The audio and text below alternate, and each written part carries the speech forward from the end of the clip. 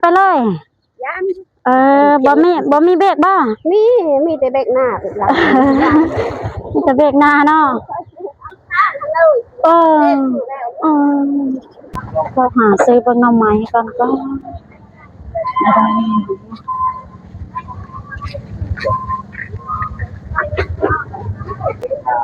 ตัวดิบไม่ได้เนาะหน่อไม้เนาะได้แต่ตัวสุกได้เมื่ออย่ามาแกงนะแกงเล่นแกงก็ได้บ่แบบนี้นะแกงหมดนะให้สบายเบิ่งยังไปหันก่อนคันบ่ได้ซื้อมาเอาอยู่ตลาดเซโปนนะทุกคนกำลังย่างลงตลาดไปนะ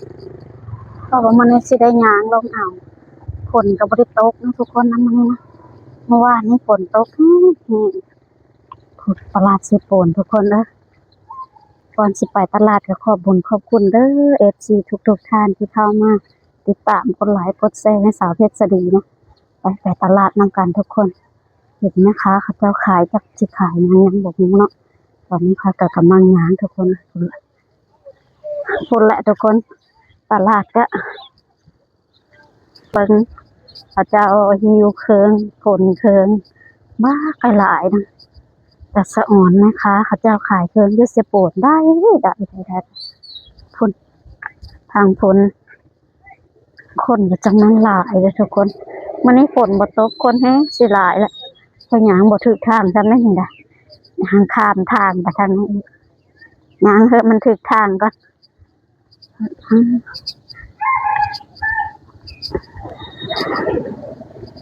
โอ้รถขับไวโพด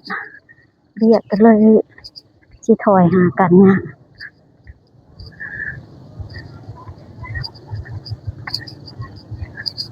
แต่บ้านค่อยย่างมานี่กับบ่ไก่ปันใดประมาณ100ปลายเม็ดนี่แหละทุกคนนะเพราะว่าตอนนี้ก็สิฮอดแล้วเด้นาทีปลายนั่นย่างไปหันมาหันตั้งใจย่างไว้หรือหลอกก็เชื่อสินานฮอดได้อันนี้จุดเริ่มต้นนะเขาก็บ่ได้ค่อยจะย่างดอกชนหลายก็จะขี่รถจักรมามื้อนี้เลยย่างลองเบิ่ง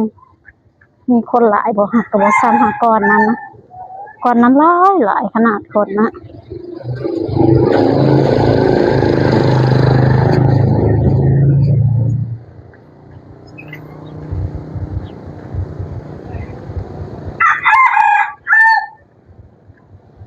จะข้ามเส้นทางไป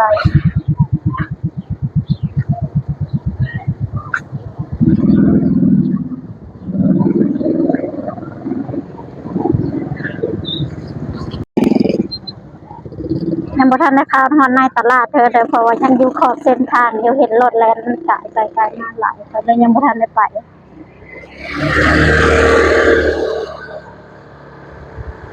ถอะมันวิทย์ซะลงมาหาซื้อเบิ่งหน่อไม้ก็ค่อยสิได้แกงหน่อไม้เดี๋ยวนี้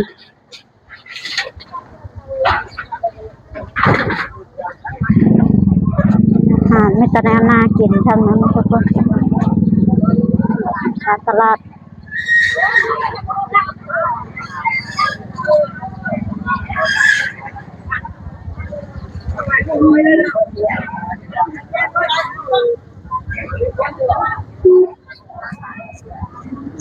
คนจะกำลังมานะขายกำลังสิขายเทิงทุกคนนะพักงานคาขิงร้ายขนาดเลยเลาะทางนี้ก้อนหาซื้อหน่อไม้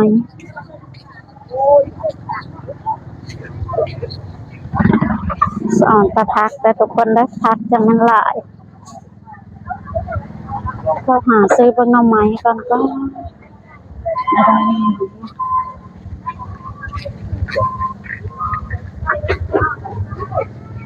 ของกินหลายได้พักใบตองโกยมักแตงมักโชหลายอย่างขนาดได้ทุกคนเด้อตลาดสาวใหม่เซโปนเขตสวรรณเขตเรากำลังสิเข้าอาหารแล้วก็ย่างกลับนาแล้วทุกคน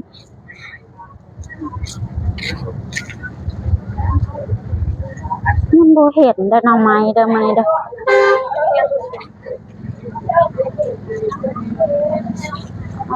บ่ได้หน่อไม้ได้ทุกคนเลย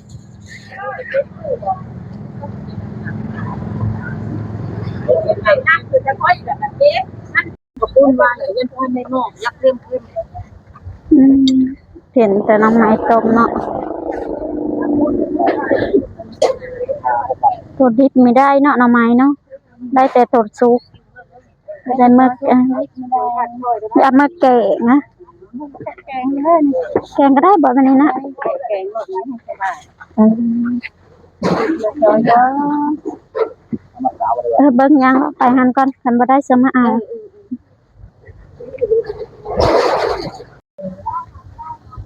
ทางนี้สิขายเป็นห้างนะทุกคนยังบ่ทันได้ขายเห็นฮอดคนนั่น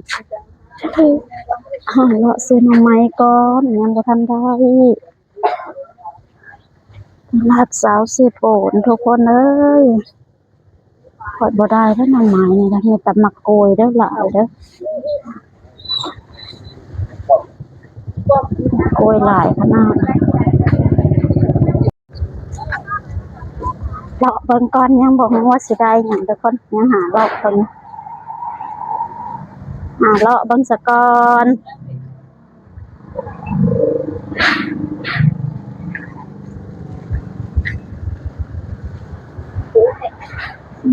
ครับกุ้งก้อยกุ้งเด้อ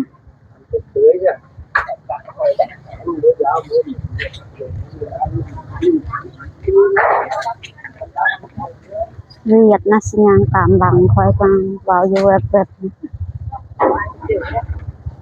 ก็เลยเอาหน่อไม้อันนี้แหละ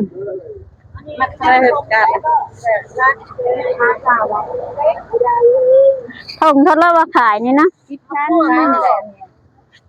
จำอันที่โลได้จ้ะโลพวกที่เอาเลย นักสิบพันทุกคน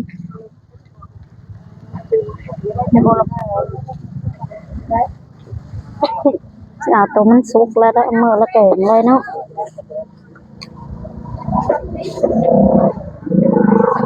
จับก็ได้สองนี้ อันนี้ได้สั่งขายนะเด้อเนี้ย แล้วไงห้าบอกนะลูกเพิ่มลูกน้อยสามไงห้าน้อยสาม น้ำยานาง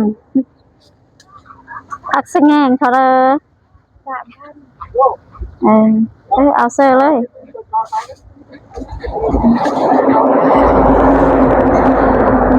เป็น16เนาะ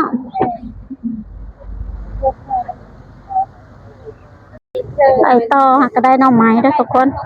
ไปหาซื้อแนวแกงใส่ก่อนบัดนี้เพราะว่าซื้อหน่อไม้ก็มาแกงเอาตัวซุกเด้อ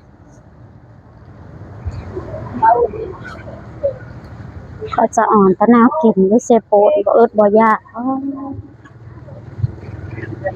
จะอ่อนตะแนวกินทุกคนเลย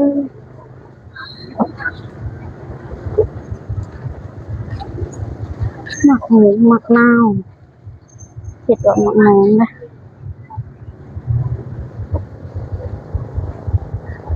เสียอย่างเอกเด้บาทนึงเลย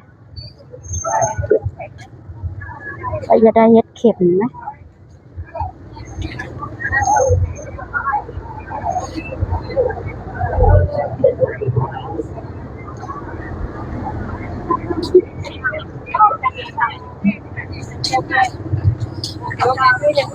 กล่องเท่าเดิมนะนี่เอาตัวนี้กำลังซื้อมักบวบได้น้ำไม้ได้ซื้อมักบวบเต็มใหญ่เด้อแสนนั่งก่อน10,000ทุกคน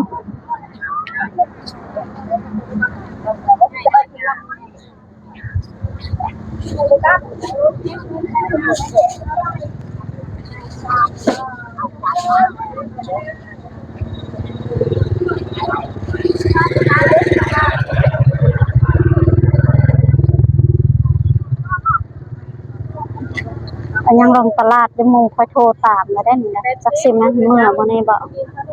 แนวใดวะ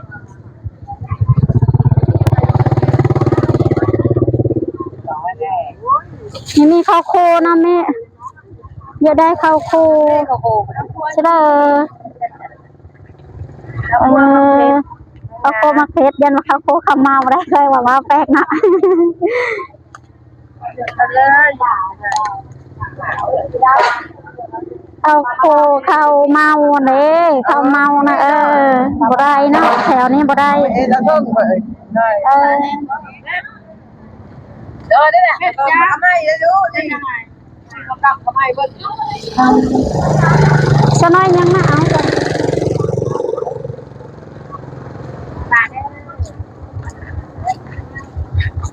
ซื้อยังเด้มากินเด้ใหญ่คันได้ลงมาละหาซื้ออาหารยาก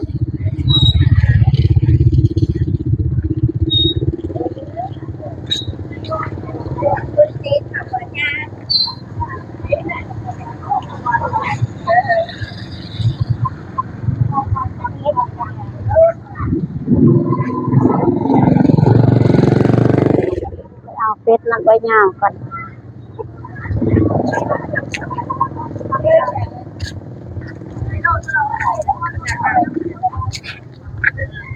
เลาะเพิ่นก่อนเฮาขาย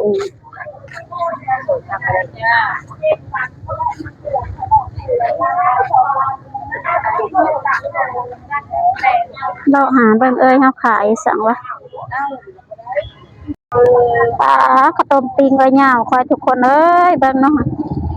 จะแซ่บไปเลยรอได้นี่เด้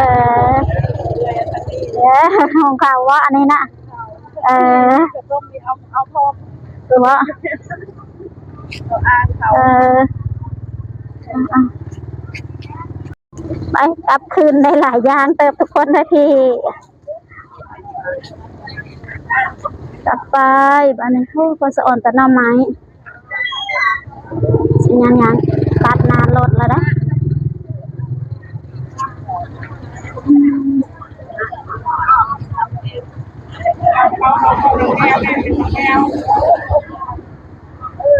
หาเฮ็ดเข็บมันยังบ่มีเฮ็ดเข็บมันบ่ได้เฮ็ดเข็มเธอหาเฮ็ดเข็มก่อนไม่ลงไปปานคือลงนี่เป็นคือครบ คนหลายสอนตั้งแต่คนซีดหมูป่าได้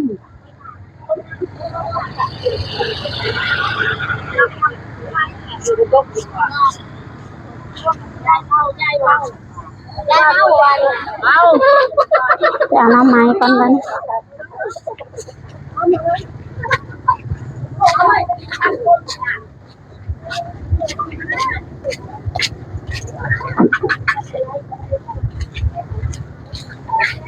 คนหลายขนาดเลยได้ตลาดเซโปนนะทุกคนเลย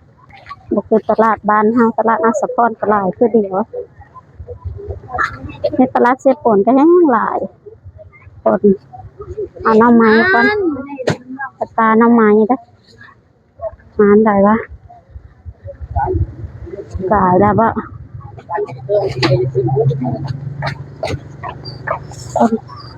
ยังกันฮอดสิไปส้มเห็ดโปกยำเนี่ยมาซื้อเด้อมันจะพักหัวสิ